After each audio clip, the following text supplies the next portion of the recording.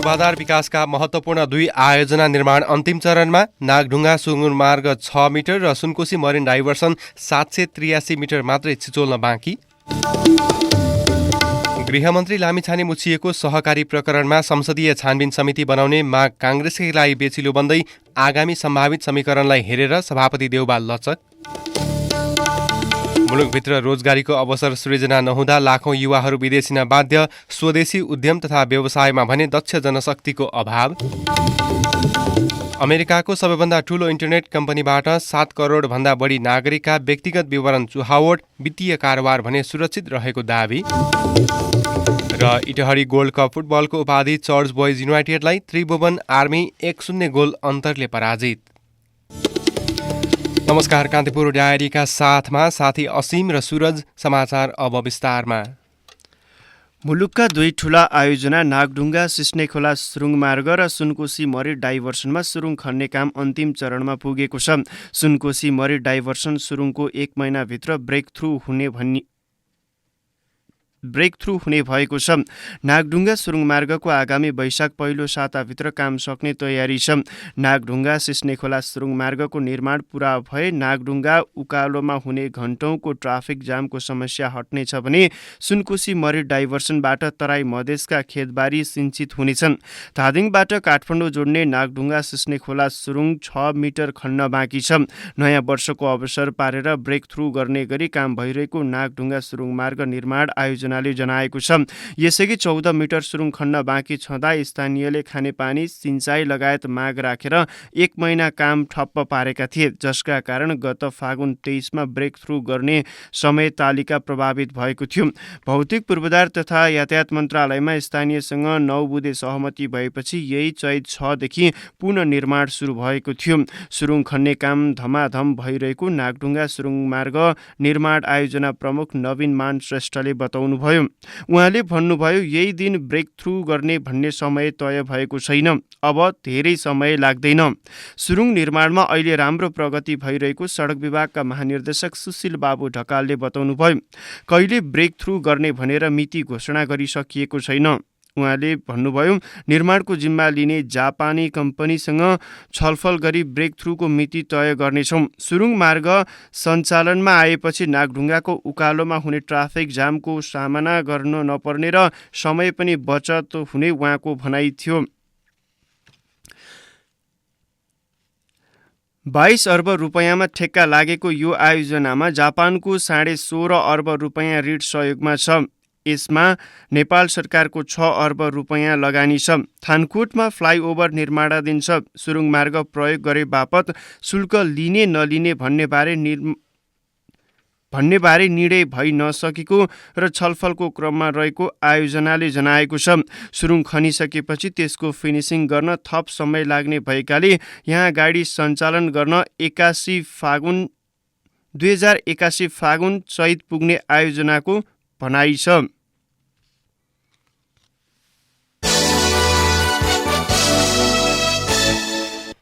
सहकारी ठगी प्रकरणमा मुछिएको आरोपमा उपप्रधान तथा गृहमन्त्री रवि लामिछानेमाथि छानबिन गर्न संसदीय समिति बनाउनुपर्ने माग राखेको प्रमुख प्रतिपक्ष नेपाली काङ्ग्रेसलाई अहिले त्यही माग भारी बन्न थालेको छ। संसदको अङ्कगणित नै तलमाथि पर्ने भएले सत्तापक्ष कुनै पनि हालतमा संसदीय छानबिन समिति बनाउन नहुने अडानमा अडिग छ भने काङ्ग्रेसभित्र यस मुद्दामा 2 थरी विचार प्रकट हुन थालेका छन्। गत चैत 7 को बैठकमा काङ्ग्रेसले संसदीय समिति गठन गर्न सत्तारूढ दल तयार नभए आजदेखि बस्ने प्रतिनिधि सभाको बैठक अवरोध गर्ने चेतावनी दिएको थियो। तर यसबीचमा काङ्ग्रेस सभापति शेरबहादुर देउवा नै पार्टीले लिएको अडानलाई मध्यमार्गी उपायबाट सुल्झाउने कसरतमा जुट्नु भएको छ। गत बिहीबार र त्यसअघि समेत प्रधानमन्त्री पुष्पकमल दाहालसँग भेटेका देउवाले सत्तापक्षसँग धेरै दूरी बढाएर नजाने सङ्केतका साथ संवाद थाल्नु भएको हो। स्रोतका अनुसार संवैधानिक परिषदको बैठक राख्ने मिति, काङ्ग्रेसले उठाएको संसदीय छानबिन र आगामी संसदको बैठकबाट संक्रमणकालीन न्याय सम्बन्धी विधेयक संसदबाट पारित गर्ने एजेन्डा राखेर प्रधानमन्त्री दाहालले बिहीबार देउवासँग छलफल गर्नुभएको थियो। त्यस लगतै दाहालले आज बिहान संसद बैठक बस्नु अघि परिषदको बैठक बोलाउनु भएको छ। प्रधानमन्त्री निकट स्रोतले भन्यो, काङ्ग्रेस सभापतिका लागि सत्तासँग केही सरोकारका विषय छन्, त्यसलाई सरकारले कसरी लिन्छ भन्नेमा उहाँको मुख्य चासो हो। दुई नेताबीच भएका कुराकानी पनि यसै दिशामा केन्द्रित भएको बुझ्न सकिन्छ। गृहमन्त्री लामिछानेमाथि संसदीय छानबिन हुनुपर्ने माग राखेर देउबाले संसदको गतिरोध लम्ब्याउन चाहनु भएको छैन। भविष्यमा सत्ता पल्टाउन अङ्कगणितका हिसाबले निर्णायक रहेका लामिछानेसँग धेरै दूरी बढाउन नहुने पक्षमा देउबा हुनुहुन्छ। अर्कोतर्फ उनलाई धेरै चिडाउँदा विगतमा आफ्नो शासकीय कमी कमजोरीमाथि टेकेर उनले प्रतिशोध लिन सक्ने भए पनि देउबामा देखिएको छ। काङ्ग्रेसका एक नेताले भने यी दुवै स्वार्थलाई केन्द्रमा राखेर देउबाले सत्तासँग सजिलै सम्झौता गर्न सक्ने देखिँदैछ। नेता शेखर कोइराला र महामन्त्री गगन थापाले कति अडान लिनुहुन्छ त्यसमा धेरै भर पर्छ। कोइराला र महामन्त्री थापा पक्षधर अधिकांश नेताहरू उपप्रधान तथा गृहमन्त्री लामिछानेमाथि आरोप लागेका विषयमा छानबिन हुनुपर्ने भन्दै संसदीय समितिको मागबाट पछि हट्न नहुने अडानमा कायम छन्। खास गरी महामन्त्री थापा यस मुद्दाप्रति कठोर देखिनु भएको छ। तर देउबाका पछिल्ला गतिविधि र मनस्थितिले संसदीय समिति मागको गठनको मागलाई कसरी अगाडि बढाउने भन्नेमा आजका दिनसम्म पनि प्रष्ट नभएको काङ्ग्रेस नेता कोइरालाले बताउनुभयो।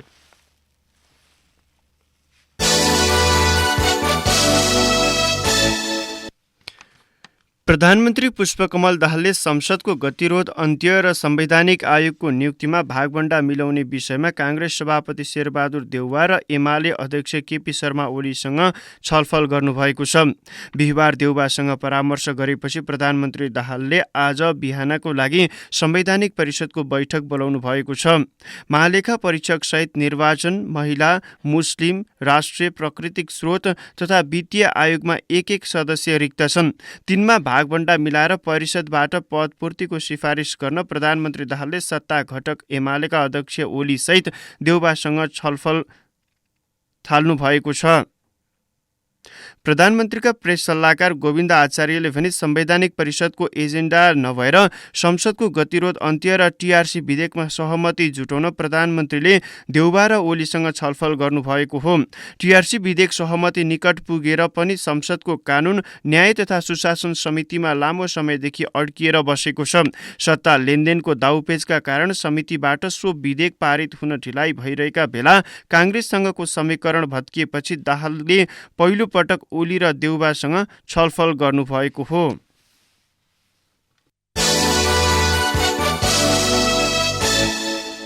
प्रधानमन्त्री पुष्पकमल दाहालले सरकारको नेतृत्वको हैसियतमा आफूले बनाएको नयाँ समीकरण रणनीतिक भएको बताउनु भएको छ।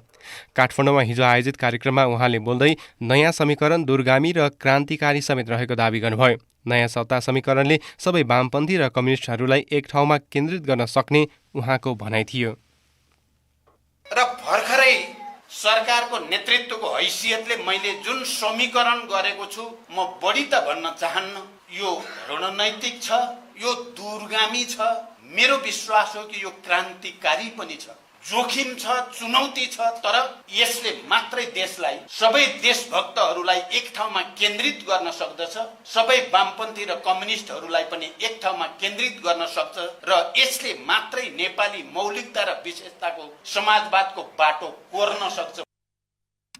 सशस्त्र द्वन्द्वको समयमा भन्दा आफू अहिले धेरै खटिएको र आफूमाथि लगातार भएको घेरा तोड्ने लडाईँ जारी रहेको उहाँको भनाइ छ।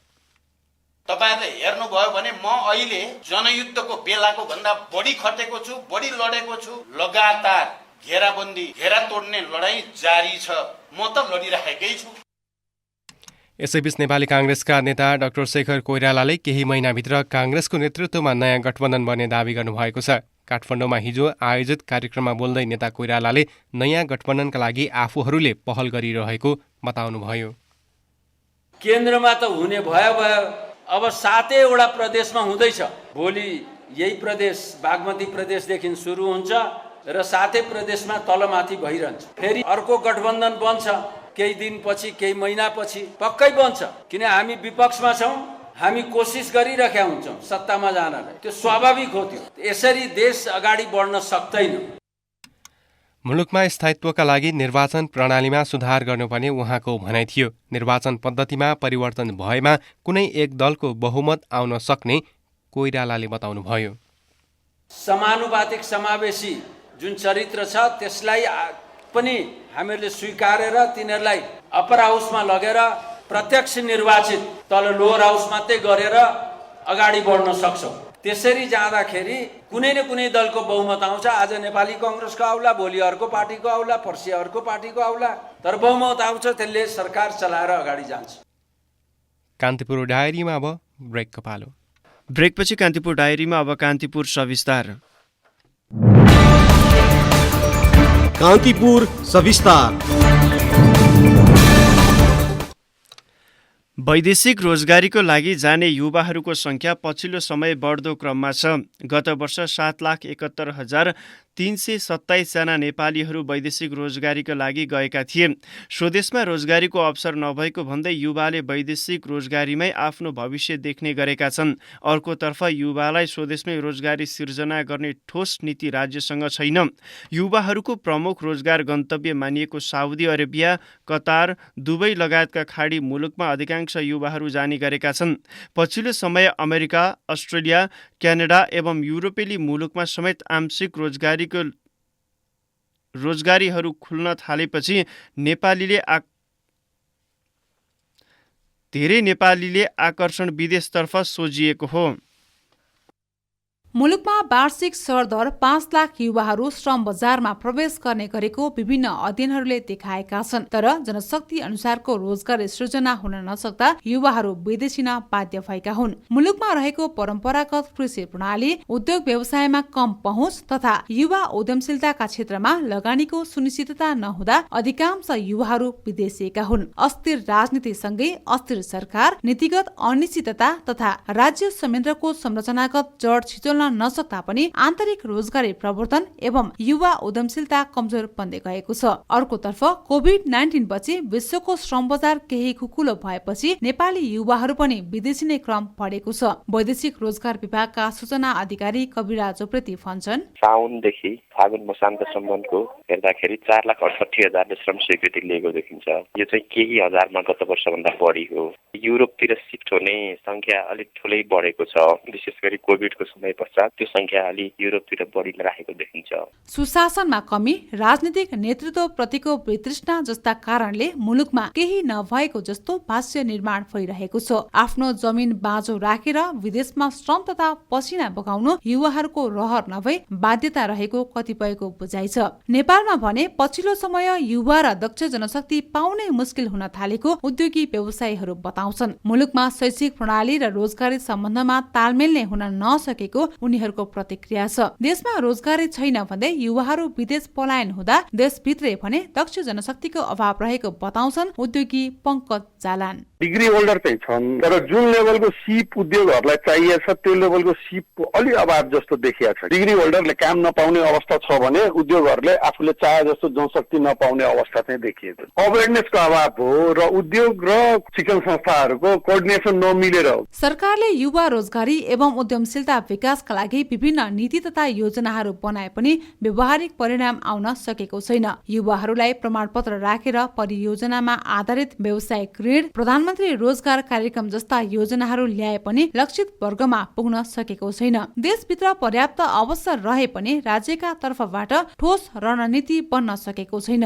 एकातर्फ दक्ष जनशक्ति नपाइने, अर्कोतर्फ युवाहरूलाई विदेशै पठाउन राज्यकै नीतिले सहयोग गरिरहेको बताउँछन् अर्का उद्यमी रञ्जित आचार्य। थुप्रै युवा उद्यमीहरूले नयाँ इनोभेसनका कामहरू गर्न खोजिरहेको छ, तर उनीहरूलाई प्रेरणा छैन, उनीहरूलाई कुनै पनि सहुलियत दिइएको छैन। उनीहरूलाई अगाडि बढ्नको लागि जुन वातावरण बनाइदिनु पर्ने हो त्यो वातावरण बनिरहेकै छैन। पुरानो तरिकाले जुन कृषि हुन्थ्यो त्यसरी हामी सक्दैनौँ। नयाँ तरिकाले गर्नुपर्ने कृषि जुन छ, आधुनिक प्रविधि प्रयोग गरेर गरिने कृषि जुन छ, त्यसमा युवाहरूलाई हामीले हौसला प्रदान गर्नु आवश्यक छ। त्यस्तै हामीले प्रविधिको क्षेत्रमा पनि थुप्रै अवसरहरू छन्। अहिले पनि सिटिभिटीले पुरानो तरिकाको जुन तालिमहरू छ त्यो मात्रै दिइरहेको छ। युवाहरूको वैदेशिक पलायन रोक्ने नीति के हो त? राज्य संयन्त्रसँग यसको ठोस जवाब छैन। अर्कोतर्फ श्रम अनुसारको मूल्य नपाइने, उद्यमशीलता गर्दा उत्पादनदेखि बजारीकरणसम्मको झन्झट नयाँ होइन। युवाहरूलाई स्वदेशी रहने गरी प्रोत्साहनका कार्यक्रम नहुँदा पनि समस्या भएको श्रम तथा आप्रवासन विज्ञ सरोज जोशी बताउँछिन्।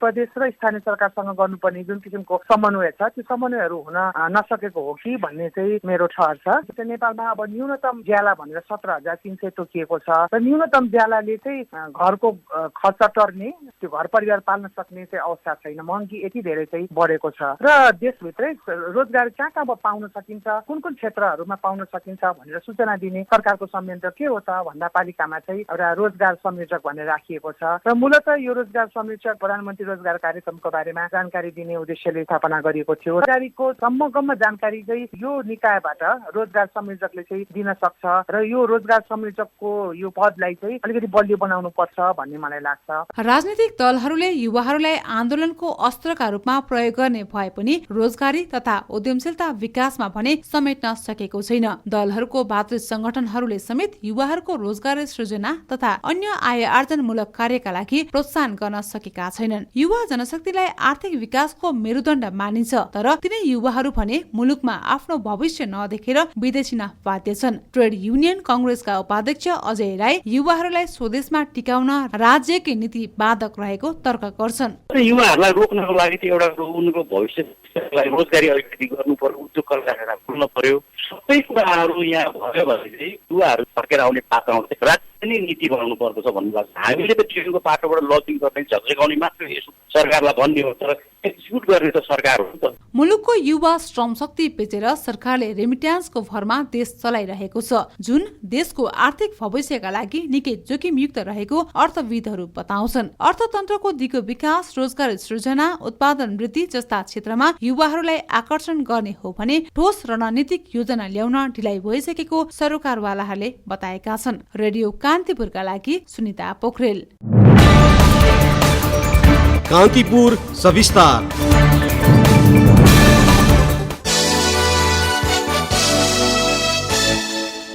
शिक्षा विज्ञान तथा प्रविधि मन्त्रालयले महाशाखा, शाखा र मातहतका निकायमा निजामती कर्मचारी सरह पहुँच हुने गरी प्रशिक्षार्थी कर्मचारी खटाउने भएको छ। यसका लागि शिक्षा मन्त्री सुमना श्रेष्ठले बिहिबार मन्त्रीस्तरीय निर्णय गर्दै शिक्षा उत्प्रेरक परिचालन सम्बन्धी कार्यविधि स्वीकृत गर्नुभएको छ। कार्यविधिमा उच्च शिक्षा अध्ययनरत र अध्ययन गरिसकेका जो कोहीलाई प्रशिक्षार्थीका रूपमा कामकाजमा लगाउन सकिने उल्लेख छ। निजामती कर्मचारी सरह सरकारी सूचनामा पहुँच हुने गरी उत्प्रेरकको काममा बाहिरियाको खटनपटन गराउन लागिएको भन्दै शिक्षा मन्त्रालयका कर्मचारीहरू भने रुष्ट छन्। मन्त्रालयका एक सहसचिवले कर्मचारीलाई अविश्वास गर्दै प्रशिक्षार्थीबाट कामकाज चलाउने उद्देश्यले शिक्षा मन्त्रीले कार्यविधि स्वीकृत गरेको आरोप लगाएका छन्।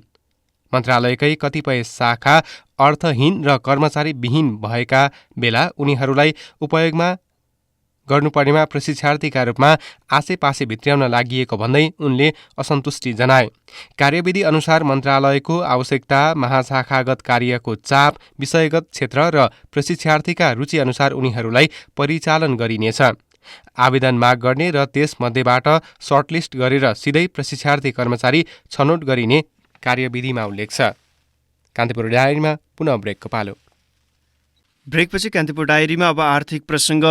पछिल्लो केही महिना यता नागरिकले बैंक तथा वित्तीय संस्थाबाट सहुलियत कर्जा पाएका छैनन्। सरकारले उत्पादन, अभिवृद्धि, आन्तरिक रोजगारी प्रवर्धन, उद्यमशीलता विकास लगायत उद्देश्यले ल्याएको सो कार्यक्रम बन्द भएर अथवा म्याद सकिएर नागरिक सुविधाबाट वञ्चित भएका भने होइनन्। प्याज अनुदान बापतको यसलाई फेरि सुन्नुहोस्। ब्याज अनुदान बापतको रकम सरकार अर्थ मन्त्रालयले भुक्तानी नदिँदा बैंकहरूले सो कर्जा प्रवाह रोकेका हुन्। सरकारले पछिल्लो 1.5 वर्ष यता ब्याज अनुदानको पैसा बैंकहरूलाई भुक्तानी दिएको छैन। अनुदानको पैसा भुक्तानी रोकिए पनि सुरुका महिनामा पछि आइहाल्दा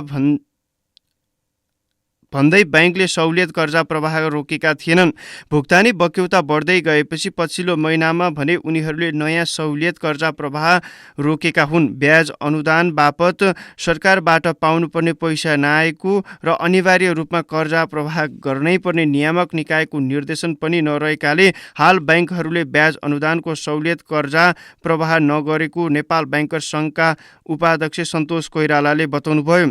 ब्याज अनुदानको पैसा नआएपछि बैंक तथा वित्तीय संस्थाले यसअघि सहुलियत कर्जा लिएका र अवधि नसकिएका ग्राहकबाट पनि पुरै ब्याज छुट नदिई उठाइरहेको अर्का एक वाणिज्य बैंकका प्रमुख कार्यकारी अधिकृतले बताउनुभयो।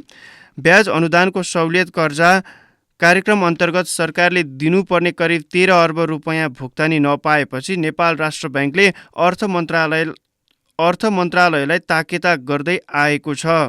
अब अन्तर्राष्ट्रिय प्रसङ्ग। अमेरिकाको सबैभन्दा ठूलो मोबाइल इन्टरनेट सेवा प्रदायक कम्पनी AT&Tबाट 7 करोड 30 लाख मानिसको व्यक्तिगत विवरण चुहावट भएको छ। सो कम्पनीमा मानिसहरूले आफ्नो व्यक्तिगत पासवर्ड, ठेगाना, सुरक्षा नम्बर तथा वित्तीय विवरण राखेका थिए। अमेरिकाभरि करिब 29 करोड मानिसहरूलाई मोबाइल इन्टरनेट सेवा मार्फत समेटिएको सो कम्पनीबाट 7 करोड 30 लाख मानिसको व्यक्तिगत विवरण चुहावट भएको बीबीसीले जनाएको छ। व्यक्तिगत विवरण चुहावटबारे अनुसन्धान भइरहेको कम्पनीले जनाएको छ।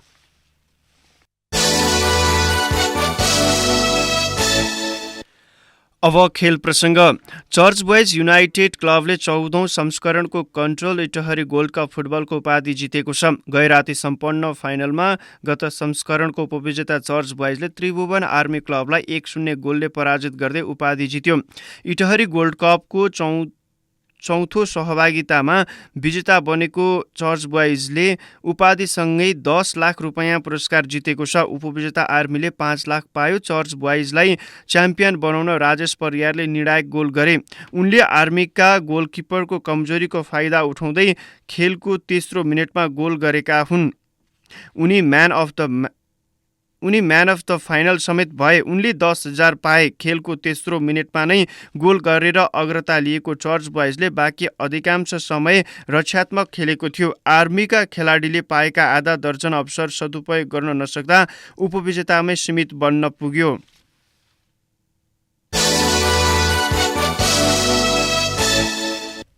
अब मौसम सम्बन्धी जानकारी। काठमाडौँ उपत्यका लगायत मुलुकका पहाडी भूभागमा आज आंशिकदेखि सामान्य बदली रही बाँकी भूभागमा मौसम सफा रहने मौसम पूर्वानुमान महाशाखाले जनाएको छ। पहाडी भूभागका केही स्थानमा मेघ गर्जन, चट्याङसहित हल्का वर्षाको सम्भावना छ।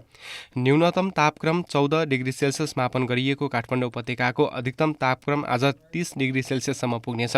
सूर्योदय बिहान 5:55 भयो भने सूर्यास्त भरे साँझ 6:21 हुनेछ। हवस् त नै प्रसङ्गसँगै कान्तिपुर डायरीको यो बुलेटिन अहिलेलाई यहीँ सकिन्छ। असीम र सुरज बिदा हुन्छौँ। नमस्कार।